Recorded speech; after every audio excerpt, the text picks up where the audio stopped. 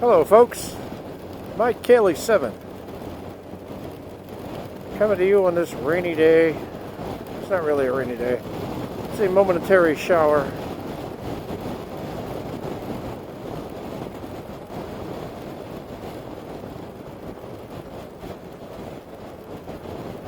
Apparently I'm running out of it. Yay!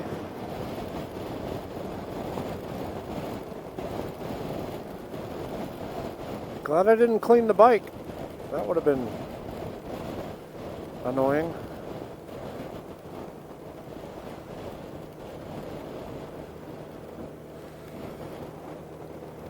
You know, I love my bike. I love all the bikes I've owned. But I was never, well, I can't say I was never keen on keeping them clean. It was the last several years I really found cleaning them a chore.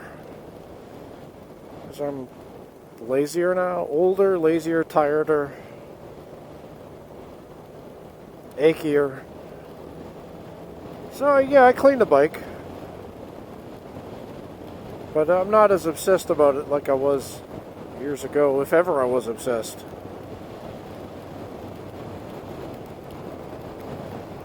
Especially this bike. This bike is even less of a concern for me because, well, most of the stuff you can see is plastic. So I'm not really worried. A little quick hose down, throw a little soap on her, we're fine.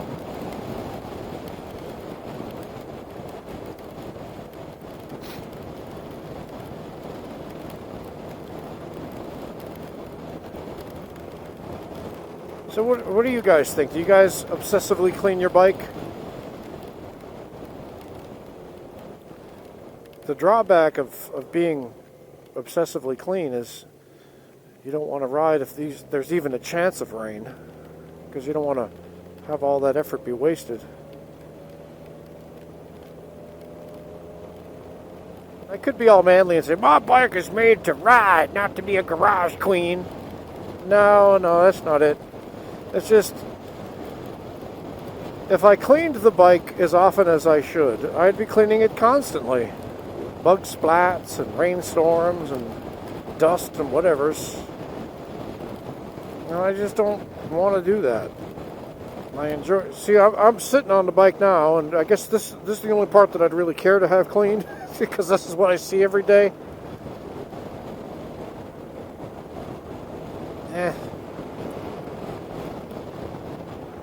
At the end of the day, I do this to ride. I don't do this for the sitting back and looking at it, although that's very nice too, but primarily I like the feeling I have when I'm on it.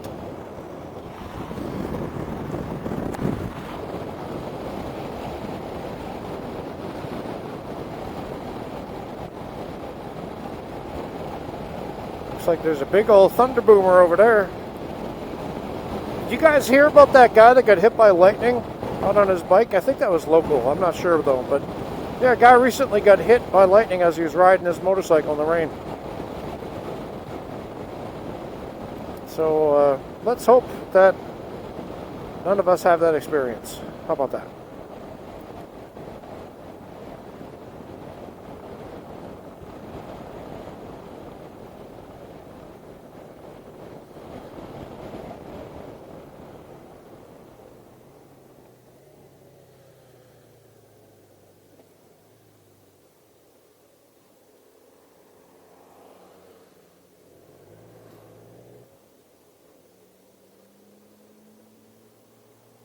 Are you going? Look at I'm going.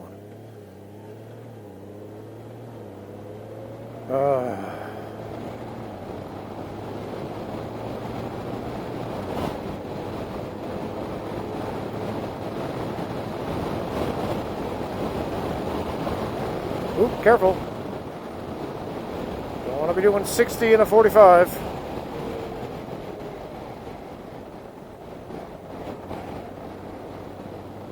I was watching this show the other night. It was an Irish first responder. That's what we call them in America. They call them, I think, pre-hospital care. So he's on an emergency response team that is always stationed at motorcycle races, like the Isle of Man TT and that kind of stuff.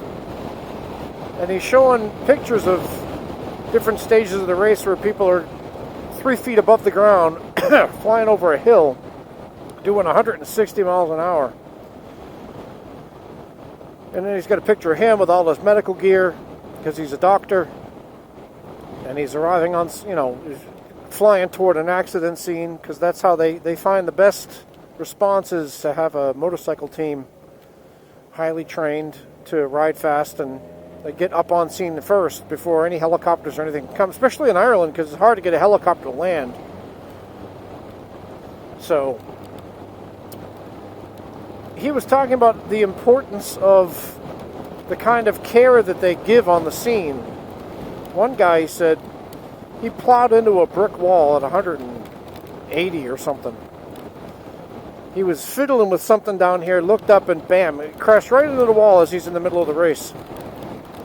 And they arrived, seconds after, and he was in the dying process, he said.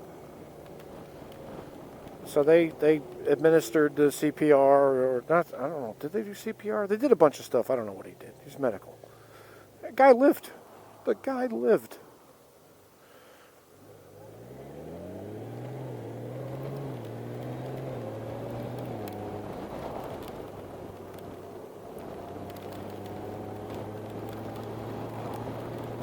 So, another guy, he says if you have a motorcyclist down and there's one boot in the middle of the road, then you know that guy doesn't just have a broken ankle, it totally twisted his leg around and ripped his boot off the other way. And so you learn how to watch for those kinds of things. It's probably going to be his hips messed up.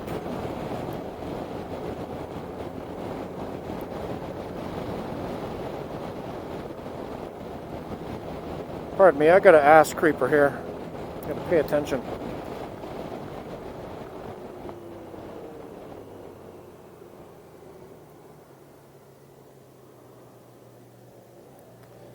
All right, where was I?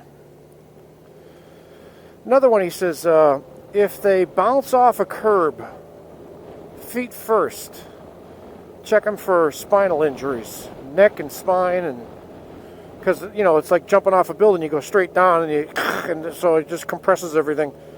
So there was a really good video, and he was very funny. Oh, my God, the humor that was in that. If I can find the link for it, I'll post it on the video. But they're all very kind of matter-of-fact about it, and almost laughingly so about the whole thing.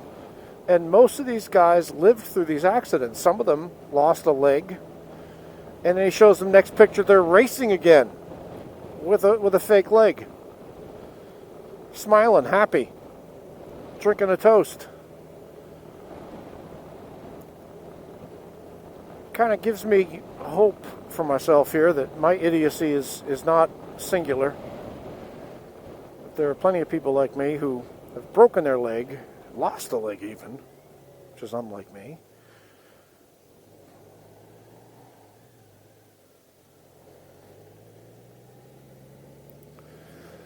And they continue to ride.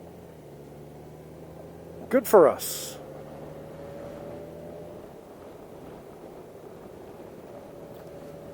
All right, Mike Haley 7. I'm out. Talk to you later.